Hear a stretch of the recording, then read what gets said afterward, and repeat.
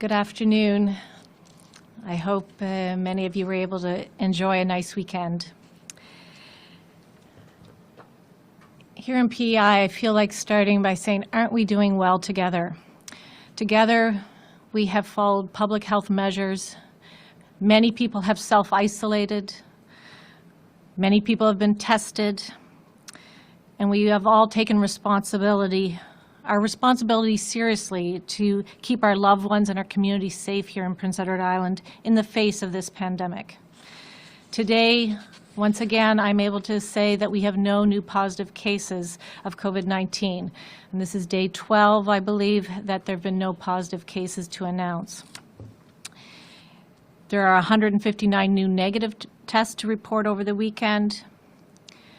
And again, our total has been 26 cases to date in P.E.I. Across the country, there have been over 46,000 cases of COVID-19 and more than 2,500 deaths. I would note that the doubling rate of cases in this country has slowed from, some of you may remember, the doubling rate was 3 to 5 days last month, and now it has extended to 15 days in terms of doubling. Also to note, the number of people under age 20 who have been hospitalized in this country is small. There have been a total of 17 people hospitalized in that age group. The largest percentage of hospitalizations in this country are in the age group of 60 to 79 years of age. As I've mentioned before, a crucial piece of our COVID-19 response in Prince Edward Island is our testing. And across Canada this week, we celebrate National Medical Laboratory Week. And I've spoken about the great work of Dr. Greg German and his team in laboratories across Prince Edward Island, but I'd like to express my gratitude for their work. Medical laboratory professionals are important parts of the healthcare team, and in most cases, their work goes unnoticed. I have the utmost confidence in our team and our testing capabilities. Our lab test results are extremely important and provide patients with answers to their health care concerns. COVID-19 testing helps us to isolate cases, to do good contact tracing, and is key to preventing the spread here in our province. In a short period of time, we have gone from sending tests away to now being able to do them here in Prince Edward Island. And this means more tests can be done in a quicker time frame, allowing us to act more quickly and efficiently to contain the spread. And I'd like to thank all the lab professionals on P.E.I for their excellent work. And the only time that I would want to at all make a comment about media reporting is if I am concerned that it may impact the health and safety of Islanders. And I do feel like I need to address an article that was published over the weekend. The article may leave the impression for some that testing here in P.E.I is not credible, and I want to clearly state that this is not the case. The key piece missing from the article is about standards and protocols that accredited labs in Canada are permitted to follow. And as I've just said, I have great confidence in the lab-approved and Health Canada-approved tests here in P.E.I and the whole team. And it is important to note, and I think this was in the article as well, what is true here and in many provinces, that the testing process has evolved during this pandemic. We are doing more tests, doing them locally, and with a faster turnaround than we did initially. The Renew P.E.I Together plan is now being finalized, and we look forward to sharing it with Islanders this week. The Premier made reference to the fact that he had 158,000 political advisors last week, and I feel like I might have the same number of public health advisors at times. And I think there are many opinions about how we should renew P.E.I together, and there are different approaches being taken across the world. The P.E.I plan is based on public health risk, and it's based on epidemiology, and it will continue to be based on the efforts to keep Islanders safe. And this means part of it doing monitoring, testing, contact tracing, and protection at our borders. I know We want to get our hair cut. We want to go out to eat at a restaurant. And some days more than others, we want to make sure our children are at school. And many businesses and organizations are eager to get back to the way they were working. But it's important that we continue to do this gradually, cautiously, and carefully, and do so in the weeks ahead. And the weeks ahead may be more challenging than the last number of weeks have been. We will be giving broad overviews of what measures will be relaxing and when in the days ahead. I know I may have mentioned this before, but I'll say it again. The opening of our borders for non-essential purposes will not be included in initial phases of the Renew P.E.I. plan, and I know this is difficult. I'd also like to say that although you may see me on most days, I'd like to highlight an incredible array of people working behind the scenes. They work countless hours to ensure that Islanders have the information and the screening and the tools to help us all deal with this pandemic. And these are, in particular, the group of people who are part of my team, and I thank them. But we are all part of a team, and it is part of doing this together. And we've talked about that, all of us. And together, following public health measures, step by step, we are getting there. Thank you. Et en français, encore aujourd'hui, j'ai un plaisir d'annoncer qu'on n'a pas de nouveaux cas de COVID-19 ici à l'île du Prince-Édouard. On a 159 tests qui sont nouveaux, sont négatifs depuis le week-end. Et au pays, on a plus de 46 000 cas et plus de 2500 morts. Si vous présentez avec les symptômes de COVID-19, n'hésitez pas d'aller vous faire tester. Un des éléments clés de notre combat provincial contre le COVID-19 est notre capacité de faire les tests localement. À travers le pays, nous fêtons la Semaine nationale du laboratoire médical. Je vous ai parlé de l'excellent travail du Dr. German et de son équipe et je tiens à les remercier de nouveau cette semaine. Ces professionnels jouent un rôle essentiel dans notre système de santé et j'ai toute confiance dans notre équipe et de nos capacités de dépistage. Les résultats sont tellement importants et nous donnent les réponses à nos questions de santé. Les tests nous permettent d'isoler les cas, de faire les suivis et de minimiser la propagation du virus. Ça veut dire que les tests sont plus rapides, on a plus de tests et donc on pourra agir plus rapidement aussi. Et un grand merci pour l'excellent travail. Nous travaillons le plan de relâchement et j'espère le partager avec vous cette semaine. Je sais qu'il y a beaucoup d'opinions de comment nous pourrions mettre le plan en place et qu'il existe plusieurs façons partout au monde. L'île est unique et nous devons avoir un plan qui nous est propre. Mais le plan est basé sur les risques de santé publique, l'épidémiologie et d'autres critères importants qui protègent les insulaires. Ça veut dire plus de surveillance, plus de tests, plus de suivi. Mais on doit le faire doucement, petit à petit, une étape à la fois. Les contrôles aux frontières ne feront pas partie des premières phases pour le relâchement. Et je sais que ce n'est pas facile. J'ai bien hâte de partager le plan de relâchement, mais et ça va arriver dans les jours qui suivent. Mais les consignes de santé sont toujours en place et on n'a pas encore terminé. On va y arriver petit à petit. Merci. Thank you and good afternoon, everyone. I'd also like to start by recognizing this week as National Medical Laboratory Week and saying thank you to the many staff and physicians who work in Health P.E.I. labs. Health P.E.I.'s medical lab physicians, technologists, and staff are the people who provide us with the COVID-19 testing and results. The service has been key to our response, and with these physicians and staff's dedication, it's been able to continue to meet our needs, and it's been expanded greatly on the island to allow us now to get test results within a day.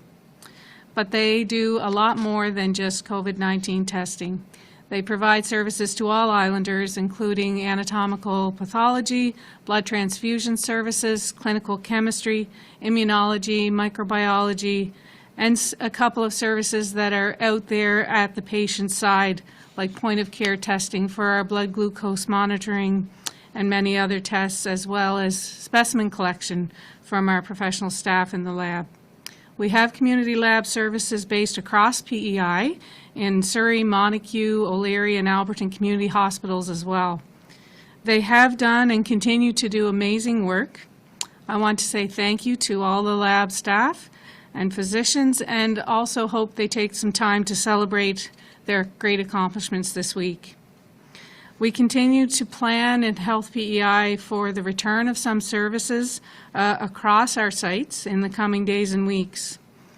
We need to do this safely as we continue to monitor and be prepared for any possible COVID-19 additional cases, and also be able to put some services in place that have been put on hold, but they may now safely be able to be done.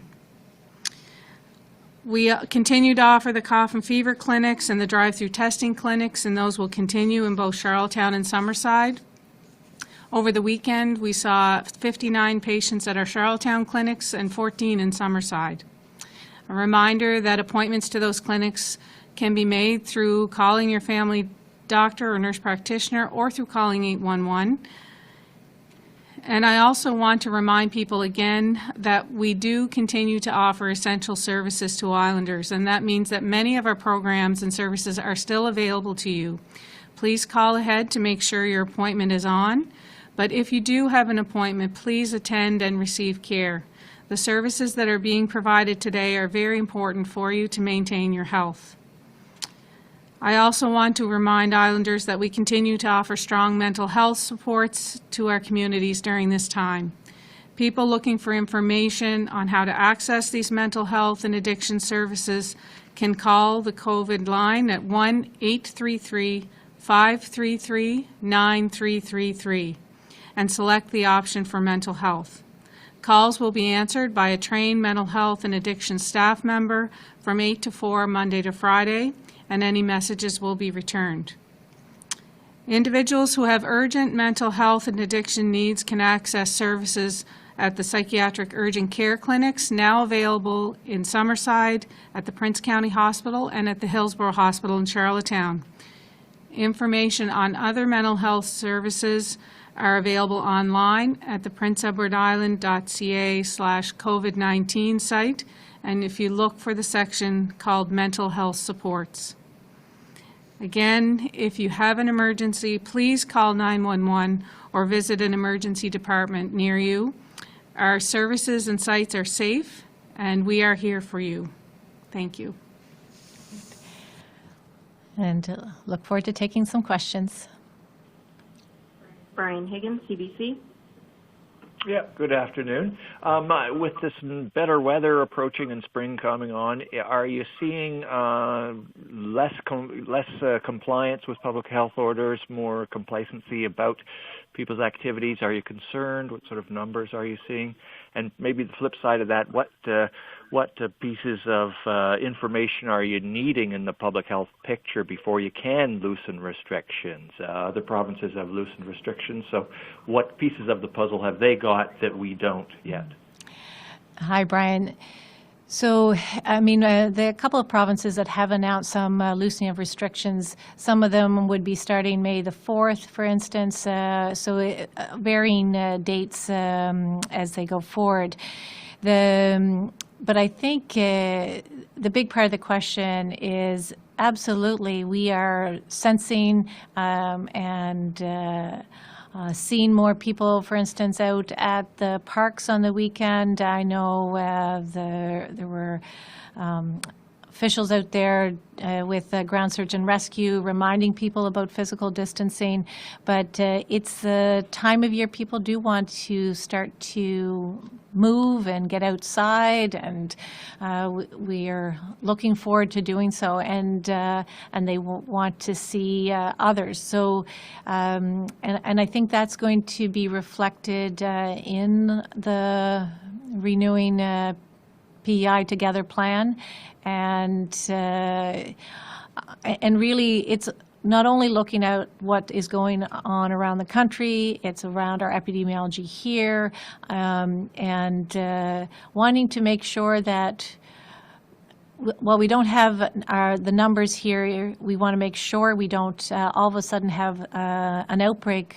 And when across the country, it's been very clear there should be certain criteria that are met before any relaxation of measures. And we have been looking at those. Those did come out of the WHO. They've been supported by Public Health Agency, and will also be captured as part of our go-forward plan. Thank you. Louise Martin, CBC. Oh, hi there. Good afternoon to you both. My question is actually for Marion Dowling, please. You keep repeating the message, or urging people to still go to the ER if they have an emergency need, keeping their essential service appointments, medical appointments. Are you noticing a drop in the number of people coming to the ER or keeping their appointments? Are you worried that there are people who should be coming but perhaps are not? Hi, Louise. Yeah, I think that's been one of the messages that I wanted to bring, was that making sure that Islanders know our services are safe. We have means when people enter our emergency departments or come to our clinics. What we're offering right now are essential services, which means we really want Islanders to attend to those appointments. And we have all kinds of measures in place to separate people if they're in waiting rooms and that kind of thing, so they don't feel vulnerable and hesitate in coming to have any symptoms or health conditions checked or evaluated. And also, always we've been working on reducing the number of missed appointments even in normal times. So we do encourage people to please make time for their appointments. I think it is fair to say we've seen a reduction in our emergency department visits, and that isn't always a good thing if people are hesitating coming. So I just want to reassure Islanders that we are there, the services are available, it is safe to come. Please get help if you need it, and we will make sure that you're not exposed to COVID-19 in your way to accessing those services. Of course, we'd have other reductions in our emergency services with the minimal number of activities happening, less people driving on the roads. There's no sporting events happening at the moment for those types of injuries and things to happen as well. So we would expect some reduction, and I just want to make sure people know to please come and seek help for their health. Thank you so much. Appreciate it. You're welcome. Carrie Wood McLeod, Ocean 100. Good afternoon. My question is for Dr. Morrison. Doctor, you mentioned about conditions, that need to be in place before any of the restrictions are lifted. I'm just wondering, how many new cases would it take in order for that Renew P.E.I. Together plan to be kind of left on the shelf or pushed aside, either before the expected start date or during phase one? Or would it depend on whether any cases were travel-related or community transmission?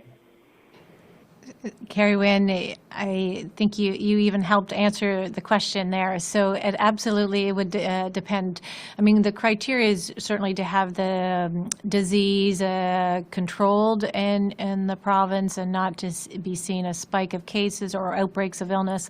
And in our case, we've talked about if there was one case and we could, and so it would depend. So if there was a case related to travel and we actually were able to do good contact tracing and they had self-isolated, for instance, it's a very different situation than someone who is positive and who had not self-isolated and been out in the community and had a large number of contacts that we would have trouble tracking, or if we had a positive case and we were not able to identify any exposure. So it will depend, and we're working closely with our epidemiology group in the office at exploring those potential options and what that could mean. And absolutely that would happen, that we'll be looking at that today, tomorrow, if that occurs, and also, as you mentioned, at any point in the next phases,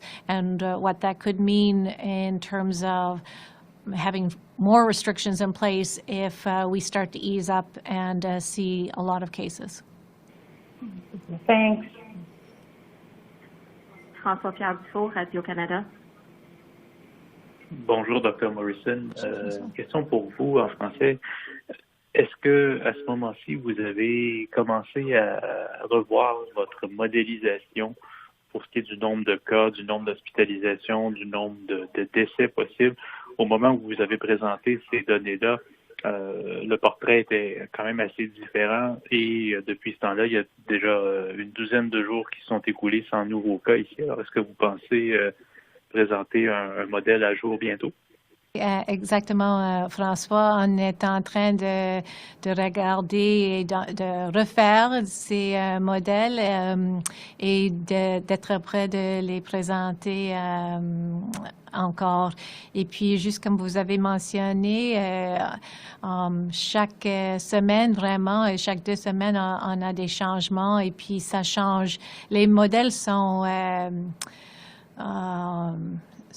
plus exacts, c'est pas vraiment exact, mais ils sont peuvent être plus bien utilisés si on a plus d'informations. Alors, chaque semaine qu'on se dépasse sans des cas, ça nous donne l'information on n'a pas beaucoup de cas ici, et puis ça change les modèles, mais on va encore en parler, j'imagine, plus tard cette semaine. Merci. Okay, merci. Laurent Rigaud, La Voix acadienne. Bonjour, docteur Morrison. J'ai une question très rapide. Vous avez dit qu'il reste 26 cas, qu'il n'y a toujours que 26 cas à l'île du Prince-Édouard. Les 2 dernières personnes qui sont malades, comment elles se portent? Est-ce qu'elles sont en voie de guérison? Bonjour, Laurent. Ils sont pas à l'hôpital, ils sont chez eux, mais ils sont encore, il y a encore les 2 cas qui sont considérés pas guéris encore. Et des fois, il y a des personnes qui ont des symptômes qui durent un peu plus longtemps, ou s'ils ont été exposés comme quelqu'un juste aux dernières, à la fin du 14 jours, il doit être ils sont pas considérés recouverts avant un bon bout de temps, mais j'espère qu'on peut annoncer les 2 cas peut-être par la fin de semaine. And just in English for the 2 questions, a question was on modeling. We presented some models a couple of weeks ago, and we are, of course, looking at the modeling, and we said that we would continue to do that, and what does that look like, and particularly looking at what it could mean for our numbers and our cases as we do some easing up. So we'll have more conversation about any modeling as we go forward. And the other question was about the 2 people who have not been considered recovered, and we should have some indication by the end of the week on those remaining couple of cases. Stu Neepy, The Guardian. Hi, good afternoon to you both. Hi, Stu. I suppose this would be a question for Dr. Morrison. Just at the end of last week, a poll or a survey released by Narrative Research found a much lower proportion of people in Prince Edward Island where cloth masks or gloves in public places than the other 3 Atlantic Canadian provinces. I noticed that New Brunswick is requiring face coverings as they sort of ease back their public health restrictions. So wondering if at this point you would recommend that Islanders consider wearing face coverings in public, and will this recommendation be part of ease-back measures in P.E.I.?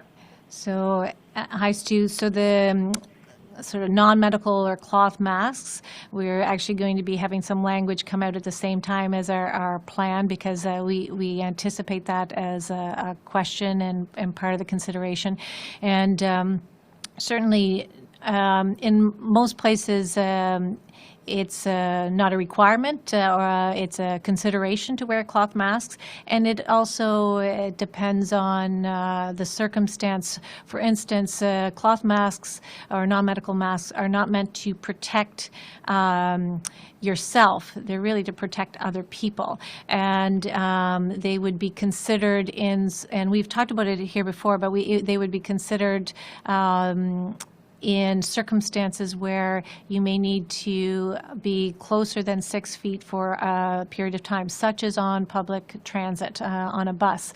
And but we think it's important that people understand the details around that. So we are going to be putting that, making that available, and even if some of the important parts of making sure you wash your hands, for instance, before you put any mask on. And of course, it's different in every province in terms of the rate of community transmission that is apparent.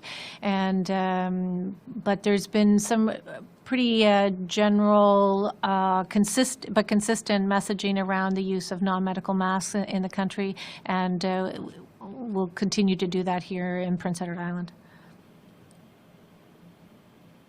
Okay, thank you very much, and we'll talk to you tomorrow.